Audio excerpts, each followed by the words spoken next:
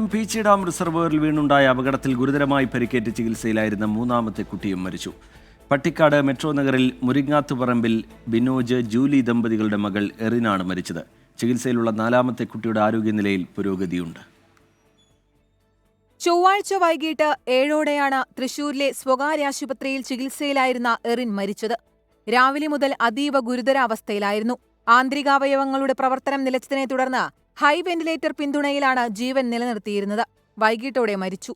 ചികിത്സയിൽ തുടരുന്ന നിമ ജോണിയുടെ ആരോഗ്യസ്ഥിതിയിൽ പുരോഗതിയുണ്ടെന്ന് ആശുപത്രി അധികൃതർ അറിയിച്ചു. തൃശൂരിലെ സ്വകാര്യ ആശുപത്രിയിൽ ചികിത്സയിലിരിക്കെ മറ്റു രണ്ടുപേർ തിങ്കളാഴ്ച മരിച്ചിരുന്നു.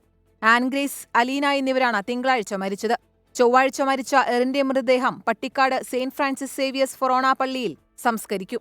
കാതറിനാണ് സഹോദരി. സുഹൃത്തിന്റെ വീട്ടിലെത്തിയവരാണ് ഞായറാഴ്ച വൈകിട്ടോടെ പീച്ചി ഡാം റിസർവോയറിൽ വീണത്. റിസർവോയറിൽ വീണ ഒരാളെ രക്ഷിക്കാൻ ശ്രമിക്കുന്നതിനിടെ മറ്റുള്ളവരും വെള്ളത്തിൽ വീഴുകയായിരുന്നു.